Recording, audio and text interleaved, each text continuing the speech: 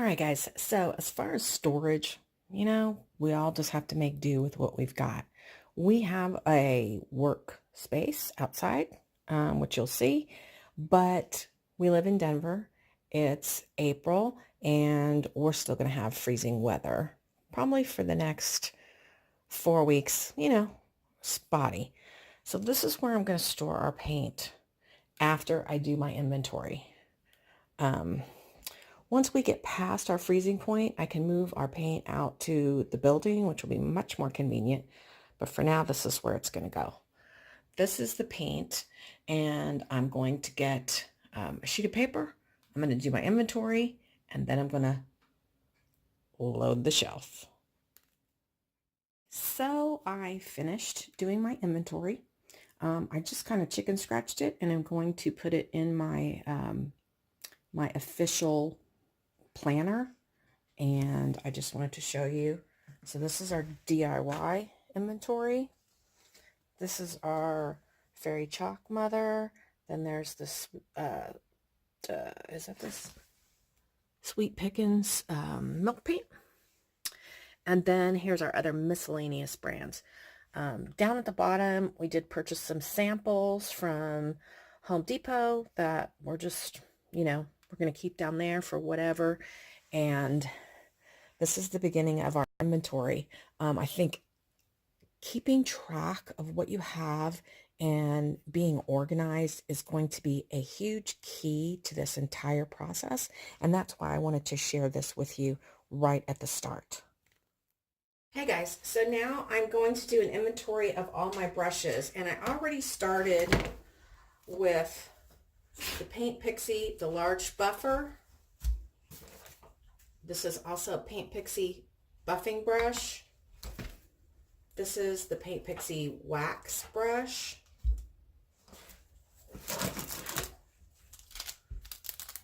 Paint Pixie Dream and Joy. And this one is Create. And then we have the Paint Pixie French Tip and the Paint Pixie Flat Top. So that's what I have as far as all the Paint Pixie brushes. And I did get some inexpensive brushes from Home Depot. This one is similar to, oh, where is it? I could have sworn I got the Paint Pixie brush like this, but I guess I didn't. So there is a Paint Pixie similar to this. I think I wanted to try this one first because it was cheaper. I have two of the economy basic, that's the dogs, basic paint brushes. And then I have a bunch of little cheap, like 59-cent brushes.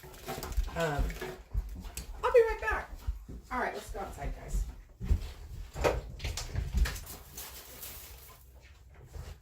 So we're in our workspace right now. Well, I'm in our workspace right now. I have some other brushes that I've picked up along the way. This one is by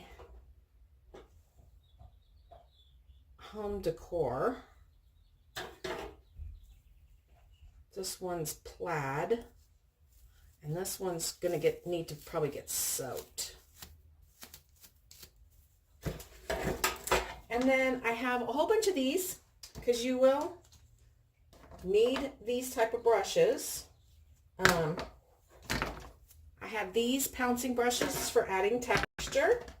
Here's one more brush, and this one is Art Minds.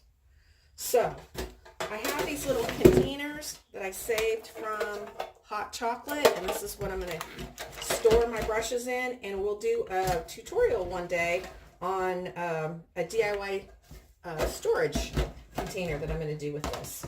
I also have a couple of these real inexpensive roller brushes just in case, and that is going to be my the brushes I'm starting out with. If you're going to be doing decoupage, this is also something that's going to be important for you to keep inventory of. I have a lot of decoupage rice paper, so I'm going to go through everything and I'm going to probably put them in color palettes and do an inventory of all of these rice papers, most of which I will use on smaller type items that we'll be selling. And potentially I would use something like this on a piece of furniture. I would cut out the clock and maybe decoupage that on it. This is actually a gorgeous piece. This probably I will decoupage on some kind of wood plaque that I'll find out there somewhere in the world. Not a plaque, but more like some kind of board, some kind of cool board, and somebody will love having that beautiful image. These are going to be more for glass, probably painted glass decoupage. There's another unicorn. I don't like this one nearly as well. And then, you know, for those that are kind of steampunk, I've got this dress form, and then I have just these beautiful images that, you know, you just got to come along and find the right piece for. So I'm going to do my inventory on my my rice paper, and something like this could go on furniture. I'll have to cut these, you know, cut these out, but that's not a problem. This is a beautiful image, and I did cut this out and put this on a hat box, and that is something else that I will intend to do with this one. I have another hat box. And then we've got this beautiful piece. Now, this could get decoupaged onto like a tabletop or a child's room. Just beautiful stuff. I'm super excited to get going with the rice paper. So I'm going to do my inventory on all my rice paper, and I'll be back. Okay, for me, stencils are going to be super, super important to keep track of. I may even want to get them printed out on a sheet of paper that I print off the computer and have it posted on the wall, because stencils are going to be vital for me to be able to keep track of and see from a distance. A, for reordering purposes, and B, for when I have a project. I don't want to have to get out my notebook and look. I can just look at the sheet that I have labeled on the wall. So that's what I'm going to do. I am going to keep track of who the maker is, because as we grow this business, people are going to want to know who the stencil maker is. So I do have a lot of products recommended by Jamie Ray Vintage, because I think she and Ray are awesome. And so that's what we're starting out with. So I've got the Market Fresh, Farm Fresh with the smaller lettering, the bakery, Welcome Farmhouse and Gather. This is one I picked up, Hampton Art. Just says be grateful, and you could see that's why I picked it up. Then I had ordered a bunch from Stencil Revolution. This one says, if God is for us, who can be against us? Romans 8:31. Sorry, the dogs are in here again. This one says mercantile. So I'm just going to go through all of these, write them down in my notebook, and then I'll go inside. And I do have a laptop for out here, but again, it's still too cold for us to leave it out here. So I'll go in and make the list off my computer, print it, laminate it, and get it hung on the wall. So these are some, I thought these were really pretty stencils. I'm not really into the bird, but I liked the other stencils, so I picked that up. There's a Stamperia stencil for Christmas. I love this one. The coffee pot. Coca-Cola. Oh, these are going to be really cool. They're not stencils, but for labeling stuff. And I've had this in my stash for a long time, so somehow I managed to pull that out. I have this really long one. You can't see it, but it says ... love you more. I got some more smaller ones. I have this one, and I'm gonna have to put the size. I've got the Essential Stencils with the alphabet. I have this one that says Believe, Dream, Imagine, and I got these for the smalls. I mean, I thought this was a great idea to put this on a watering can. And this one says it's the love of a family that makes a house a home. And I love the idea of stenciling on smalls. So I've got this one that says farmhouse. I've got kitchen open 24 hours. I've got the ball jar. This one says welcome. You probably can't see that one. Country kitchen. Farmers market open daily. And then I have the Essential Stencils 3-pack. It's got,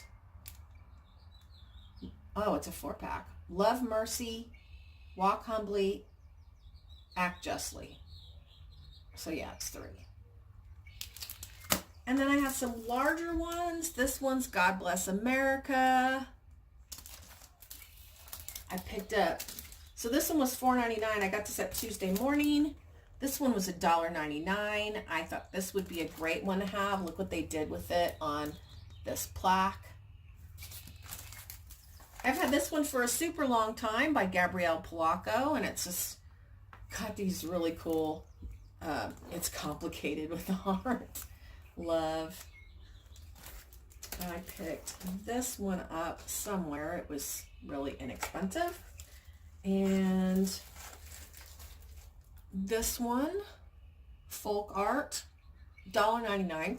Got that at Tuesday morning. And it's got the really cute bee. Bees are really popular, and that's why I wanted to pick that one up. I think this is a Jamie Ray vintage, I think. And this one's got a truck. It says Merry Christmas. No, this can't be from her because she didn't come out with her stencils till after. Then I have this Cafe Paris one. This is an Art Deco, and this is how it came out on their project. And then I also got this one because it was really inexpensive with the plaid. I thought it was kind of neat, might work on some things. Nice to have in my stash. This one, I think I may have accidentally ordered this from somewhere, but it's got the clock and the little topper on it. You can see it here. Stencil. And then I have the check plaid, which you can't see very well. And then last but not least, I have Let's Stay Home, because that's what we do. We stay home. So I'm going to keep track of my, like I said, my stencils. And I have a few decals that I ordered. Like I ordered this chicken. I ordered the Old Creamery. I'm going to prefer stencils because these are a little bit pricey. And then once you've used them, you've used them. And so probably won't be doing too much of that. Then next, and I'm going to go ahead and show you now, is I have these large stamps from IOD, Ion Orchid Designs. And these are going to be beautiful on furniture. Oh, I can't wait to use these on furniture. And then you put your, you stamp it, and then you put your knob right there in the center. So I've got this large set, and I'm gonna inventory all of this stuff. Then I've got this one, which is the Barnwood planks, and you can make anything look like barnwood with those. And then I have these, which are knob stamps. And you're saying to yourself, but knobs are rounded. This is the